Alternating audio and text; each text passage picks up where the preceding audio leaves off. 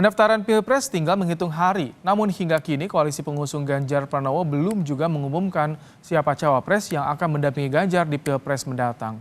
Lalu benarkah hingga ini nama Mahfud dan Khofifah jadi yang paling kuat? Lalu seberapa besar faktor elektabilitas di akhir untuk memilih cawapres? Kita akan ulas bersama dengan Direktur Eksekutif Indo Strategik Ahmad Khairul Umam.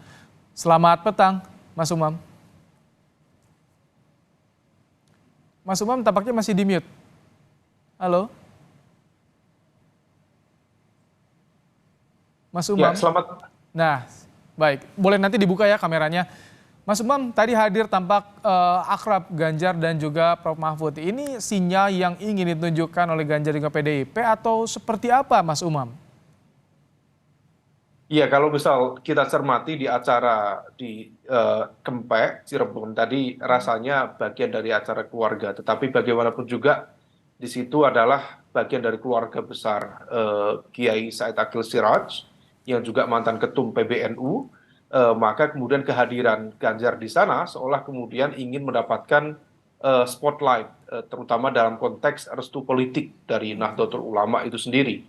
Nah, oleh karena itu tentu kehadiran berdua antara Pak Ganjar dan juga Pak Mahfud bisa saja kemudian itu dijadikan sebagai sebuah angle pemberitaan sekaligus juga dalam konteks upaya untuk menunjukkan bahwa kedua tokoh itu yang akan diusung oleh PDIP dan juga P3 juga memiliki persinggungan dan juga restu politik dari Nahdlatul Ulama itu sendiri. Oleh karena itu variabel NU kalau misal demikian bukan hanya akan terkonsentrasi pada satu titik, tetapi dia akan terfragmentasi dan menyebar di sejumlah titik-titik yang lain, terutama dari capres-capres yang akan meletakkan nama cawapres dari variabel Nahdliyin itu sendiri.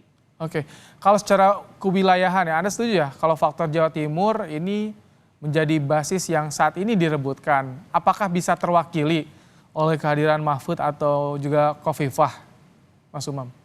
Ya, kalau misal belajar dari Pilpres 2014, Pilpres 2019, memang preferensi politik di Jawa Barat dan juga Jawa Tengah itu relatif sudah terkonsentrasi pada satu titik kekuatan. Misalnya di 2014 dan 2019 yang lalu, Pak Prabowo cukup menang besar di Jawa Barat, kemudian juga Banten, sementara Pak Jokowi di Jawa Tengah. Nah, proses perimbangan ini yang kemudian membutuhkan satu dukungan yang sangat solid, terutama di basis Jawa Timur, karena bagaimanapun juga secara populasi Jawa Timur juga memiliki DPT yang cukup besar. Nah, oleh karena itu dari simulasi data yang ada, memang Jawa Timur dianggap cukup menentukan.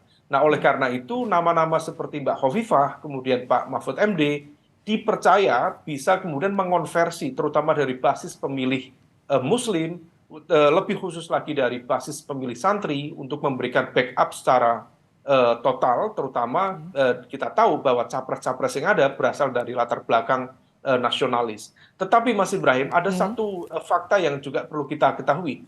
Dari Pilpres 2019 yang lalu, sebenarnya ada ceruk massa yang belum banyak tergarap, terutama di wilayah Jawa itu sendiri. Kalau misal kita cermati di Jawa Tengah itu ada sekitar 6 juta suara yang tidak memberikan suaranya di Pilpres yang lalu.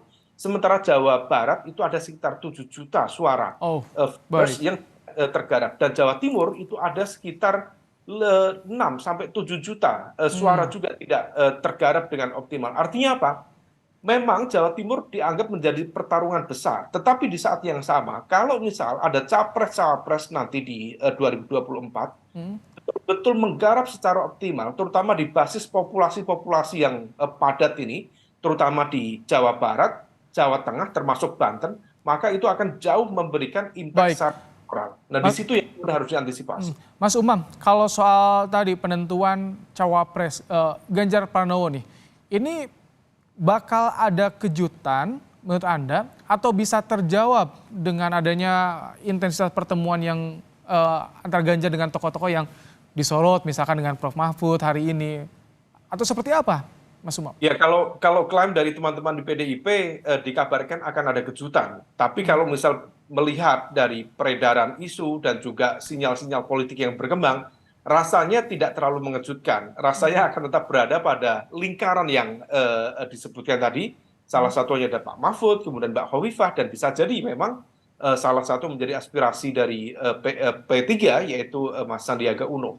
Nah, tetapi kalau misal kita cek sekali lagi, PDIP sendiri sebenarnya tidak membutuhkan sebuah backup yang luar biasa untuk menentukan siapa cawapres Pak Ganjar. Artinya apa? Dia memiliki independensi dan juga keyakinan untuk menentukan cawapres yang akan ditentukan itu dengan pertimbangan tentu Tapi cukup. kalau sampai sekarang belum ditentukan, apa sih yang jadi pertimbangannya? Menunggu apa sih Mas Umam, kalau menurut Anda?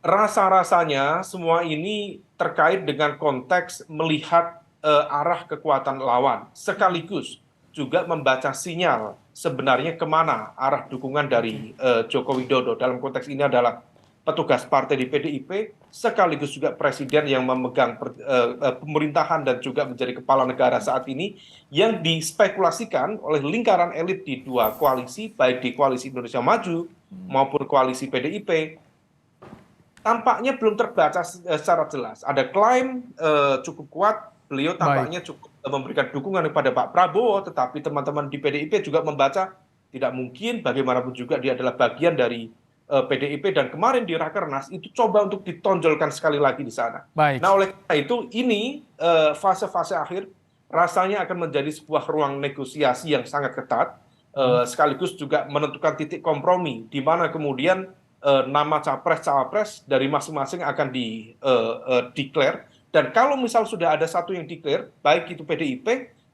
besar kemungkinan akan memicu percepatan yang sangat-sangat cepat dari koalisi yang Baik. satunya lagi.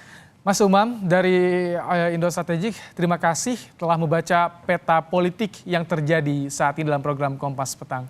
Terima kasih Mas Umam.